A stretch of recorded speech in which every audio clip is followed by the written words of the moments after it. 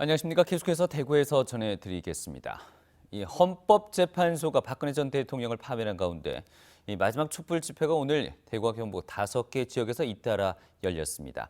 박 전 대통령의 정치적 고향인 대구와 경북에서도 촛불은 매주말 밝혀졌었고 수많은 시민들이 참여하면서 탄핵을 이끌어낸 원동력이 됐습니다. 김형일 기자가 보도합니다. 박근혜 전 대통령의 탄핵을 이끌어낸 촛불혁명의 함성이 시가지에 울려 퍼졌습니다.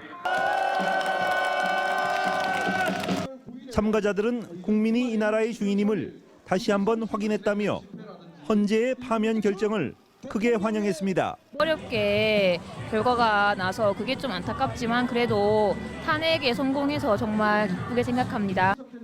또 국정농단에 책임 있는 박 전 대통령과 최순실 일당에 대해 검찰이 즉시 철저한 수사와 처벌에 나서야 한다고 주장했습니다. 지금 당장 박근혜 전 대통령은 청와대에서 나와서 바로 검찰로 향해야 합니다. 검찰은 조속하게 출국 금지부터 하고. 지난해 10월 말부터 전국에 들불처럼 번져간 촛불 집회는 박 전 대통령의 정치적 고향인 대구 경북에서도 매 주말 끊임없이 열렸습니다. 서울 광화문의 열기를 그대로 옮겨놓은 듯 지역에서도 시민들의 뜨거운 염원이 한데 모였고 촛불혁명의 원동력이 됐습니다. 저는 국민들의 어떤 승리라고 생각합니다. 이렇게 함으로 인해서 우리나라가 좀 더 민주화되고 좀 더 좋은 세상, 그리고 진짜 반칙과 특권이 없는 세상을 하지 않겠나 그렇게 믿고 싶습니다. 특히 촛불 집회는 대구 경북의 지역적인 정치색이나 보수와 진보의 차이를 넘어서 부조리한 현실에 맞서는 역사적인 국민저항운동으로 자리매김했습니다.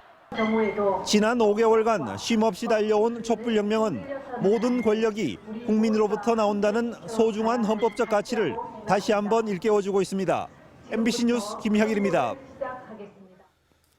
한편 매 주말마다 열렸던 촛불 집회가 오늘도 대구 도심에서 열렸습니다. 이 대통령 퇴진 대구시민행동은 오늘 오후 6시 대구 백화점 앞 동성로 야외 무대에서 촛불과 함께한 모든 날이 좋았다라는 주제로 탄핵 인용을 환영하는 제18차 대구 시국 대회를 진행했습니다. 이보다 앞서 오후 2시부터 동성로 일대에서는 촛불 집회 기록 포토존 등 관련 전시와 문화 행사도 열렸습니다. 주최 측은 대구도 이제 열린 정치의 지형을 만들어야 한다면서 지난해 10월 말 시작한 촛불 집회는 오늘을 마지막으로 중단하지만 박 전 대통령과 최순실에 대한 철저한 수사를 지켜볼 것이라고 밝혔습니다. 정교조 대구지부는 논평을 내고 대통령 탄핵은 교육계의 적폐를 해소하는 기회가 되어야 한다며 시국선언 교사와 세월호 계기 수업 교사 탄압 등의 교육 적폐 청산에 나설 것을 촉구했습니다. 정교조 경북지부도 경산 문명고등학교가 국정역사교과서 연구학교로 혼란을 겪고 있는데 경북교육청이 연구학교 추진을 종용했기 때문이라며 도민이 요구하는 교육정책을 펼 것을 요구했습니다. 한편 우동기 대구시 교육감은 2.28 정신을 가진 대구의 교육 현장에 동요하는 일이 없도록 헌재 결정에 승복하고 화합하자고 당부했습니다. 헌법재판소의 대통령 탄핵 인용 결정으로 박 전 대통령의 정치적 고향인 대구와 경북 지역 정치권 지형에도 지각 변동이 예상되고 있습니다. 자유한국당 독점 지배구조가 깨질 수 있을지 관심이 쏠리고 있습니다. 이상원 기자가 보도합니다. 대통령 탄핵 인용으로 집권 여당의 자리를 상실한 자유한국당은 텃밭인 대구 경북 지역에서도 상당한 정치적 타격이 불가피할 것으로 보입니다. 두 달 앞으로 다가온 대선에서 경쟁력 있는 후보조차 없는 상황입니다. 이런 가운데 다음 주 중 친박인 김관영 경북도지사가 대선 출마 선언을 할 예정이지만 전국적인 지지도를 모으기는 쉽지 않을 것이란 전망이 나오고 있습니다. 다음 주 중에 출마 선언을 할 것입니다. 그래서 국민적 동의를 얻고 또 이 나라를 국가를 개조한 탄핵을 주도한 또 다른 보수 정당인 바른정당이 지역에서 여당 이탈표를 얼마나 흡수할지도 관심사입니다. 하지만 짧은 대선 준비 기간에다 박 전 대통령의 정치적 고향인 점을 감안하면 대선 후보인 유승민 의원을 포함해 당 전체의 지지율 상승에는 한계가 있을 것이란 분석입니다. 전국적인 지지율에 있어서는 상당 부분 그 상승세를 탈 가능성이 있다라고 생각을 한 반면 대구 경북 지역의 경우에는 그 박근혜 대통령의 지지층이 상당히 많다라는 취지에서 봤을 때는 지지세가 상승세로 올라갈지에 대해서는 조금 더 여론의 추이를 봐야 되는 것이 아닌가.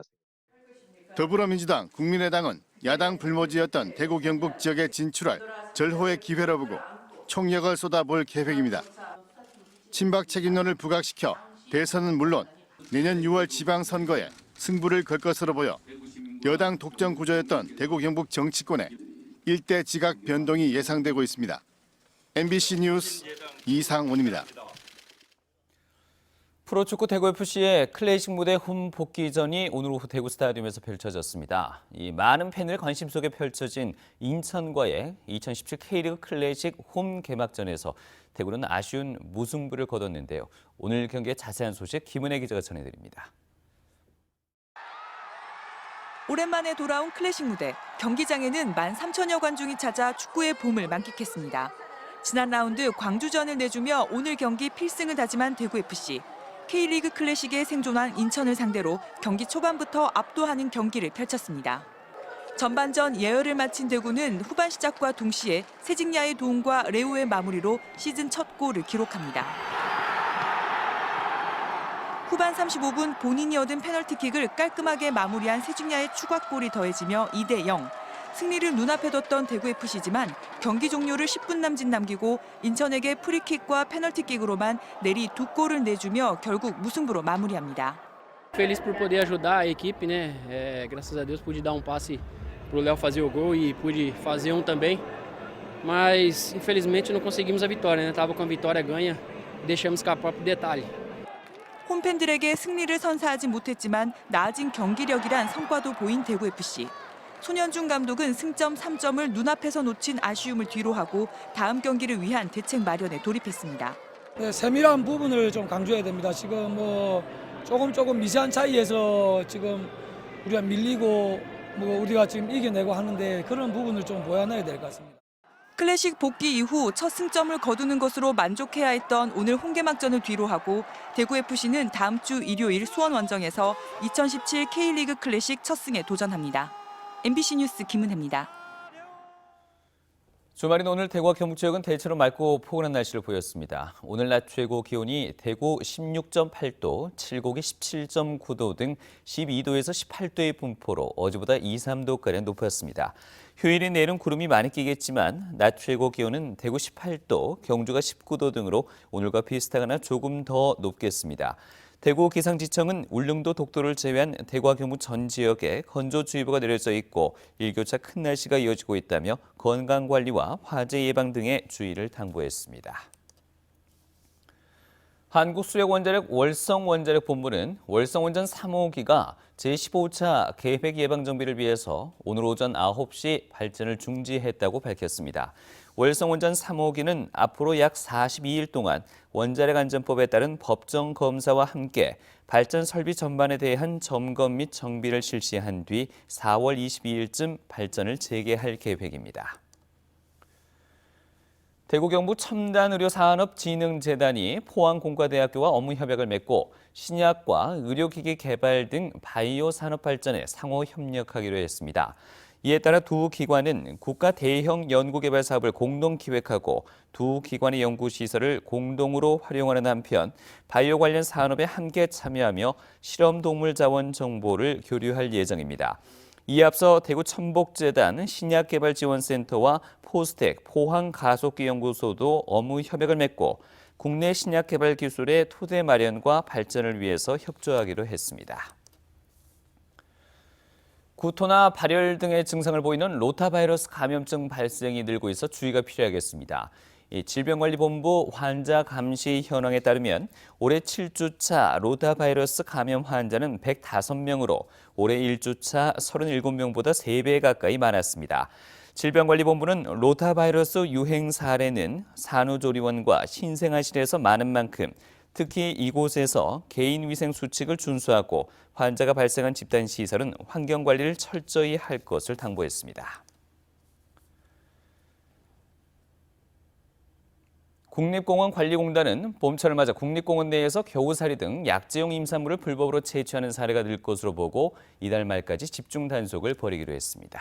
지금까지 대구였습니다. 고맙습니다.